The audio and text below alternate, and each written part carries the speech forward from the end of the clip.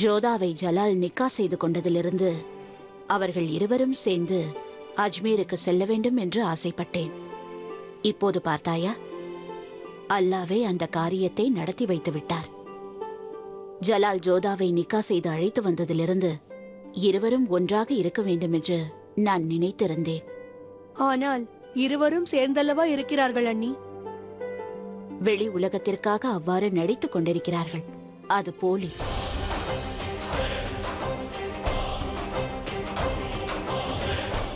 ஆனால் இப்போது நடப்பதை பார்த்தால் அந்த ஹுதாதான் அவர்களுக்கு நல்ல வழியை ஏற்படுத்தி இருக்கிறார். இன்ஷா அல்லாஹ், இன்று இல்லாவிட்டாலும் நாளை இருவரும் நிச்சயமாக சேர்ந்து விடுவார்கள்.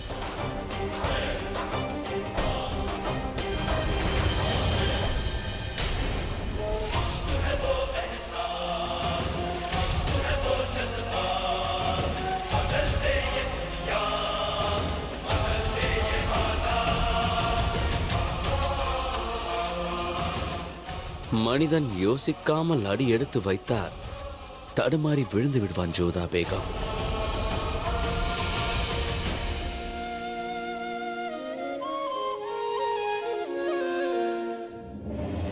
நம் பாதத்தில் எப்பொழுதாவது முள் குத்திவிட்டால் அது நம் பாதத்தின் தப்பல்ல. அங்கு யார் முள் போட்டார்களோ அவர்கள்தான் அதற்கு காரணம்.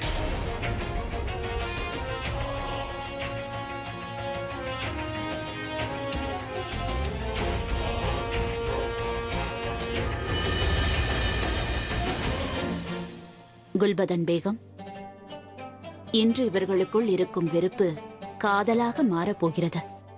பிறகு அது சரித்திரத்தில் ஒரு காதல் கதையாக எழுதப்பட்டு அதை சரித்திரமே பெருமையாக எண்ணப் போகிறது.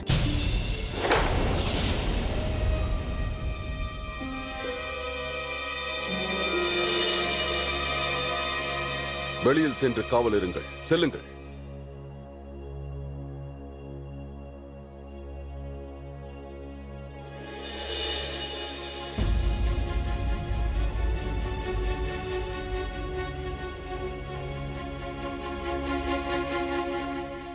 அஸ்ஸலாமு அலைக்கும் ஆதாம் கான் அவர்களே.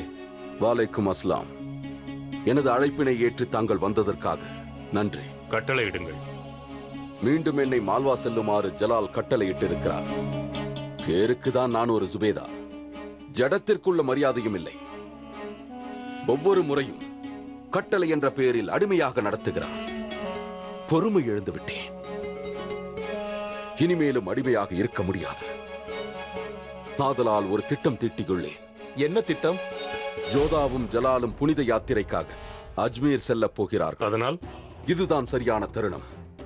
ஆக்ராவில் இருந்து அஜ்மீர் நெடுந்தூர பயணம். இடையில் பெரிய வனப்பகுதிகளை கடக்க வேண்டும். அடர்ந்த காடுகளில் என்ன வேண்டுமானாலும் நடக்கலாம்.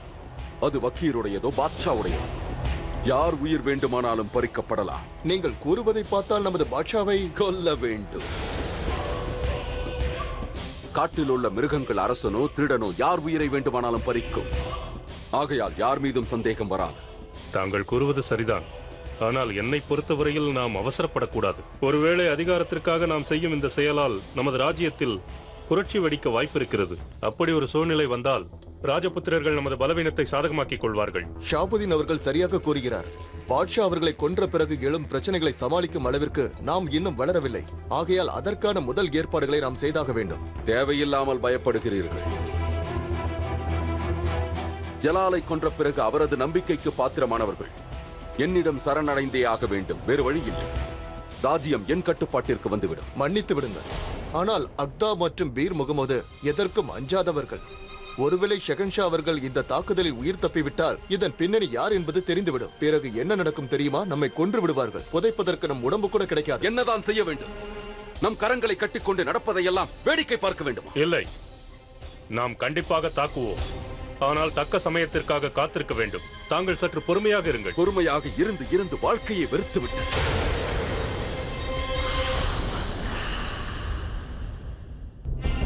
இதற்கு மேலும் பொறுமையாக இருந்தால் மால்வாவும் நமது கை நழுவி போய்விடும். பாஜ் பகதூர் வெற்றிக்கான கொண்டாட்டங்களை கொண்டாடிக் கொண்டிருக்கிறாராம். நீங்கள் சென்று ஆக வேண்டியதை பாருங்கள். குதாஃபிஸ். குதாஃபிஸ்.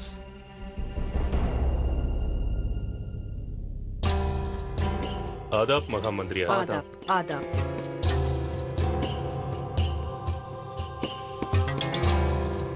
நான் உன்னை மாளிகை முழுவதும் தேடிக் கொண்டிருக்கிறேன். இங்கே என்ன நடந்தது என்று நான் தெரிந்து கொள்ளலாமா? மால்வாவில் புரட்சி வெடிப்பது போல் உள்ளது. அதை சமாளிப்பது பற்றி பேசிக் கொண்டிருந்தோம். ஆனால் அந்த வேலைக்காக முனாம் கானையும் ஷாபூதினையும் அழைக்க வேண்டிய அவசியம் என்ன வந்தது? உன்னுடைய சக்தி மீது உனக்கு நம்பிக்கை இல்லையா? எனது சக்தி மீது எனக்கு முழு நம்பிக்கை உள்ளது. இருப்பினும் நான் என்ன செய்வது? தங்களின் அன்பு மகன் ஜலாலுக்கோ என் மீது நம்பிக்கை இல்லையே. அவரை குறை கூறி என்ன பலன்? என்னை பெற்றெடுத்த தாயே என்னை சந்தேக கண்ணோடு அல்லவா பார்க்கிறார். வந்த பிறகு வருந்துவதால் என்ன பயன்? ஆதலால் தாக்க முனைந்து விட்டேன். அல்லாஹ் மீது ஆணையாக ஒன்று கேட்கிறேன். இனியும் என்னை சந்தேக கண்ணோடு பார்க்காதீர்கள். அது என்னை மிகவும் வாட்டுகிறது. அதகம் நான் விரும்பினாலும் உன் மீது சந்தேகப்பட முடியாது. ஆனால் ராஜ்யம் என்று வரும்பொழுது அனைவர் மீதும் சந்தேகப்பட வேண்டி உள்ளது. அதனால் தான் குதாஃபிஸ் தாய்.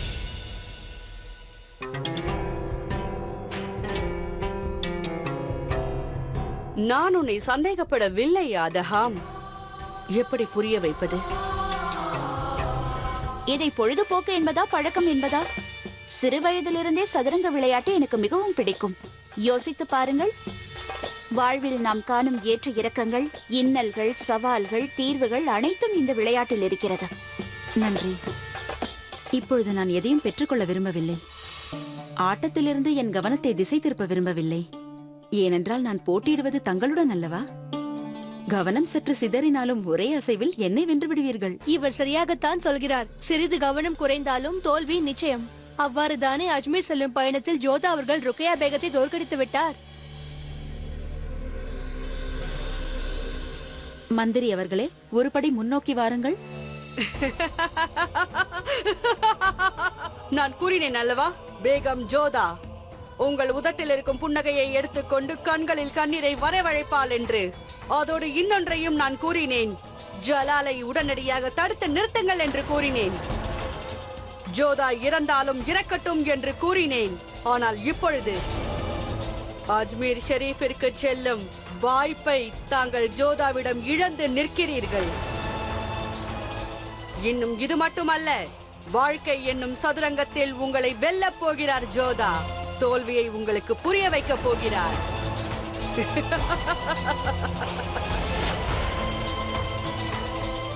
என்ன திகைத்து போய்விட்டீர்கள்? ஏதாவது பிரச்சனையா? தங்களுக்கு தெரியாதா? பேசக்கூடாது. இது மூளை சம்பந்தப்பட்ட விளையாட்டு. சதுரங்கம் என்னும் விளையாட்டு. மிக நன்றாக விளையாடுகிறீர்கள் சலீமா பேகம். நன்றி. இறைவனடி சென்ற என் கணவர் பெஹரம் கான் தான் இந்த விளையாட்டை எனக்கு கற்றுக் கொடுத்தார். அவருக்கு இந்த விளையாட்டு மிகவும் பிடிக்கும். சமயம் கிட்டும் பொழுது அவ்வப்பொழுது நானும் அவருடன் விளையாடுவேன். குதிரை வீரனே, வலதுபுறம் 2 அடி, பிறகு முன்பு.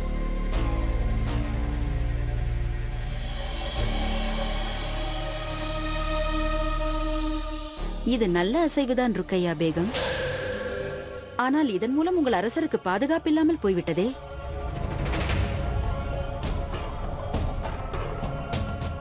இப்பொழுது உங்களுடைய அரசர் என்னுடைய அரசருக்கு நேராக நிற்கின்றார். இப்பொழுது அவரை நான் பிடித்து விடுகிறேன்.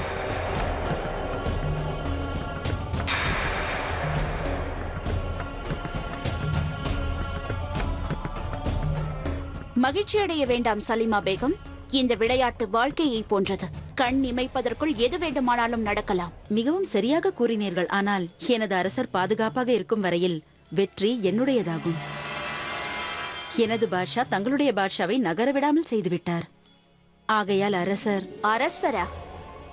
அதை பற்றி நினைத்து கூட பார்க்காதீர்கள். மந்திரி, முடித்துவிடு.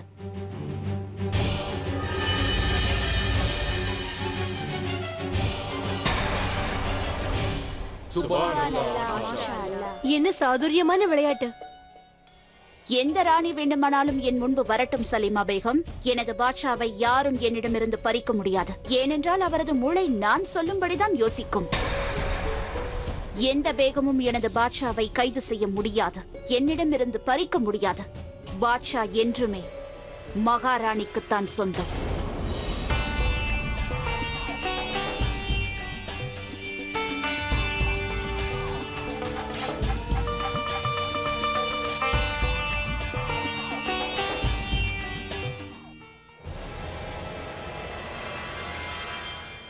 ஜலால், ஜோதா முதன்முறையாக உன்னுடன் வருகிறாள். நீ பொறுப்பாக நடந்து கொள்வாய் என்ற முழு நம்பிக்கை எனக்கு இருக்கிறது. இருப்பினும் இன்னொரு முறை கூறுகிறேன், ஜோதாவை பத்திரமாக பார்த்துக்கொள். ஜோதாவும் ஜலாலும் அவர்களது திருமணத்திற்கு பிறகு முதல் முறையாக ஆக்ராவை விட்டு புறப்படுகின்றனர். ஆனால் அதற்கு முன்னர் அஜ்மீர் ஷெரீஃபிற்கு செல்லும் இந்த யாத்திரை தனது வாழ்க்கையையே மாற்றி அமைக்கப் போகிறது என்று ஜோதாவுக்கு தெரியாது. ஆனால் இப்போதைக்கு இருவருக்கும் விருப்பமில்லாமல் தான் இந்த பயணம் தொடர்கிறது.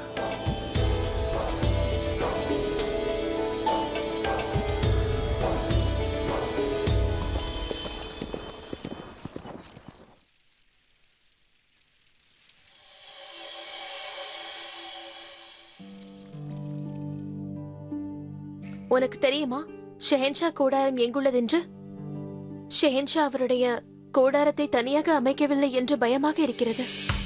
அவர் இரவு என்னுடைய கூடாரத்தில் தான் தங்க நினைக்கிறார். நான் அவரிடம் கூறிவிடப் போகிறேன், எனக்கு இஷ்டமில்லை என்று. என்ன நடந்தாலும் பரவாயில்லை, இரவு முழுவதும் அவரோடு ஒரே கூடாரத்தில் இருக்க எனக்கு விருப்பமில்லை. அவ்வாறு இல்லை ராணி அவர்களே. முழுமையாக தெரிந்து கொள்ளாமல் நீங்கள் ஏன் இவ்வளவு கவலைப்படுகிறீர்கள்? ஒருவேளை அவ்வாறு இல்லை என்றால்? எனக்கு ஒன்று மட்டும் புரியவில்லை, எதற்கு அவருக்கு பரிந்து பேசுகிறாய்? இன்று வரை பச்சாதாபம், கருணை இதையெல்லாம் அவர் முகத்தில் பார்த்ததே இல்லை. அவர் என்ன செய்வார் என்று அறிவேன். நான் அவரிடம் சென்று பேசப் போகிறேன்.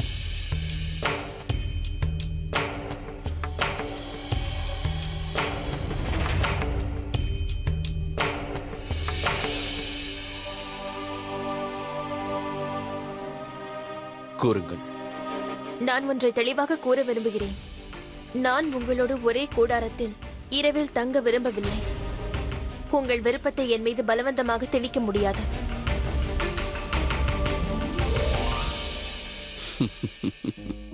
இந்த சிரிப்புக்கு என்ன அர்த்தம்?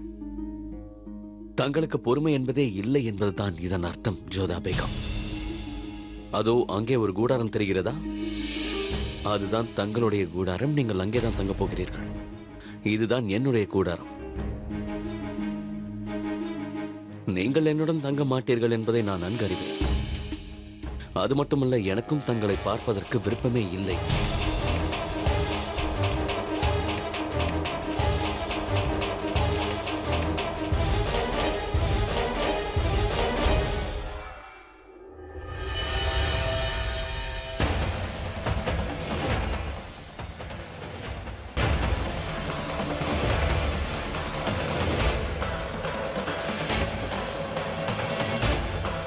வீரர்களே,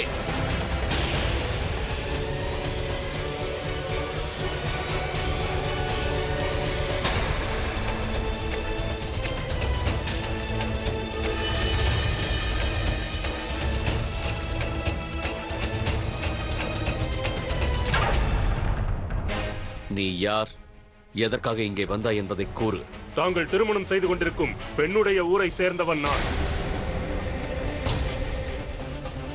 எனது தாய் பூமியின் புனித தன்மை கெட்டுவிட்டது. நீங்கள் மட்டுமல்ல, ராஜா பார்மலும் அவரது மகள் ஜோதாவும் எங்கள் நாட்டை தலைகுனிய வைத்து விட்டார்கள். நான் அதற்கு பழிவாங்கத்தான் வந்திருக்கிறேன். நமது நாட்டில் ராஜகுமாரி என்றால் குல விளக்காக நினைப்போம். ஆனால் நீங்கள், ராஜகுமாரி ஜோதா, நமது இனத்திற்கே நீங்கள் ஒரு கரும்புள்ளி. அதோடு உங்கள் தந்தை முகலாயர்களுக்கு உங்களை விற்றுவிட்டார். போதும், வாயை மூடு. இதற்கு மேல் இன்னும் ஒரு வார்த்தை கூட நீ பேசக்கூடாது. எனக்கு மரணத்தை கண்டு பயமில்லை. நீங்கள் என்னை தொட்டு எனது புனித தன்மை கெடுவதற்கு முன் நானே எனது உயிரை மாய்த்துக் கொள்கிறேன்.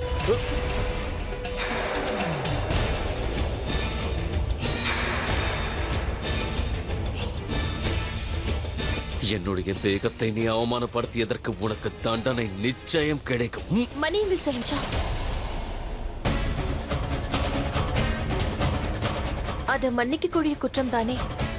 அதுவும் இல்லாமல் இந்த செயல் நம் புனித யாத்திரையை களங்கப்படுத்திவிடும் அல்லவா? நாம் இறைவனை நோக்கி செல்லும் போது நம் மனதில் இரக்கமும் மன்னிக்கும் குணமும் இருக்க வேண்டும். கோபத்தை விட்டு விடுங்கள். ஒரு முகலாய பேகத்தை அவமானப்படுத்துவது என்பது தண்டனைக்குரிய குற்றமாகும். அதற்கு தண்டனை அளிக்க வேண்டும். ஆனால் என்னை பொறுத்தவரையில்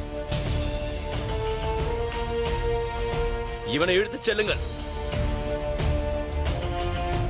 அனைவரும் செல்லுங்கள்.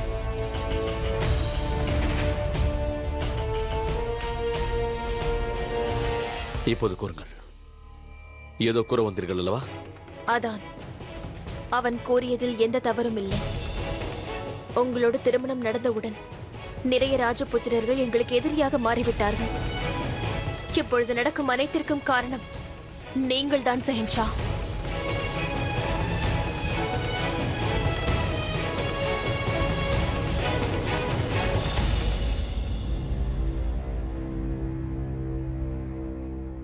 ஹுசூர், இப்பொழுது நடந்ததை பார்க்கும் பொழுது ஒரு விஷயம் தெள்ளத் தெளிவாக தெரிகிறது.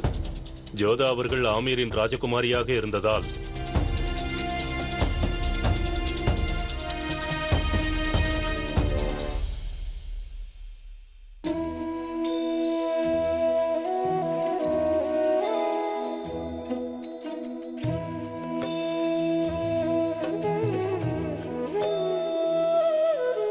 ராணி அவர்களே, இன்று நடந்த சம்பவத்திற்கு பிறகு ஷெஹன்ஷா அவர்கள் உங்கள் கூடாரத்தில் தங்க வேண்டும் என்று ஷெஹன்ஷா அவர்கள் முடிவெடுத்திருக்கிறார். உங்கள் பாதுகாப்பிற்காக மட்டும்தான்.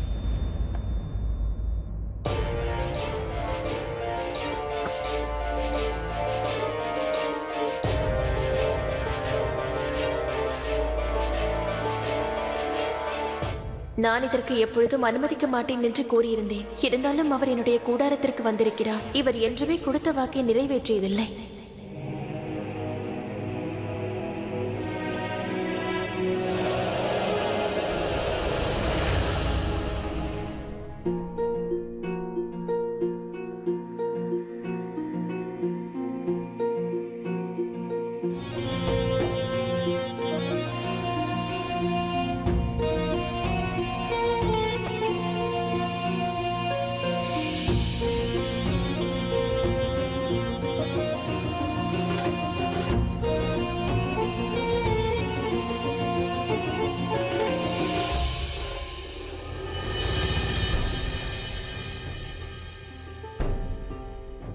நீங்கள் இன்னும் உறங்கவில்லையா ஜோதா பேகம்? ஒரு ஆண் என் கூடாரத்தில் இருக்கும் பொழுது என்னால் எவ்வாறு உறங்க இயலும்? சரி, அப்படி என்றால் ஒன்று செய்வோம். நீங்கள் காவலுக்கு இருங்கள், நான் உறங்குகிறேன்.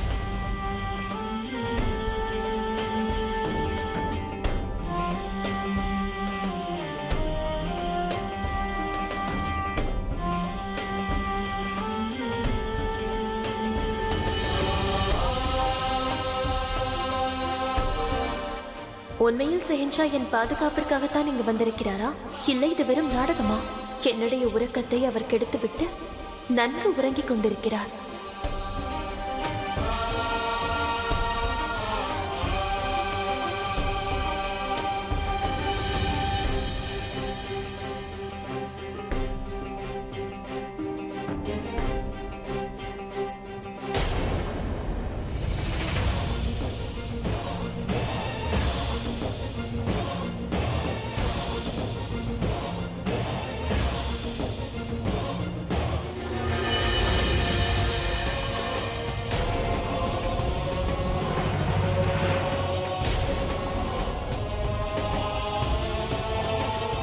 எனக்கு ஏதோ சத்தம் கேட்டது. அது நான் தான்.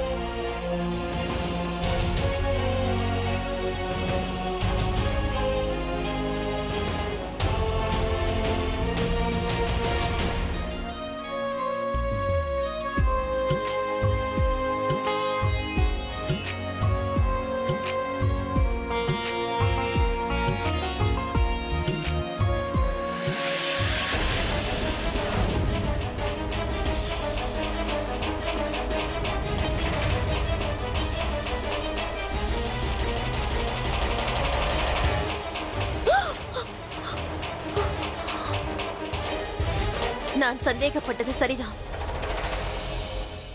பாதுகாப்பு என்ற பெயரில் இரவில் என்னுடைய கூடாரத்திற்கு வந்தீர்கள். இவ்வளவு பெரிய ராஜ்யத்தின் செஹன்ஷாவாக இருந்தும் உங்கள் மனைவியிடம் இப்படி நடந்து கொள்கிறீர்களே, இதை நினைத்து உங்களுக்கு வெட்கமாக இல்லை? ஒரு ஷெஹன்ஷாவுடைய கடமை பெண்களை கௌரவிப்பது, அதோடு பாதுகாப்பதும் தான். இப்பொழுது இங்கிருந்து செல்லுங்கள். நீங்கள் என்னை பாதுகாக்க அவசியமில்லை. நம் இருவருக்கும் திருமணம் நடந்திருக்கலாம், ஆனால் நான் உங்களுக்கு உரிமை அளிக்க மாட்டேன், என்றும் அளிக்க மாட்டேன். தங்களுக்கு புரிந்ததா? இவ்வாறு சதி செய்து என்னை அடைவதற்காக செய்யும் முயற்சிகளை விட்டுவிடுங்கள்.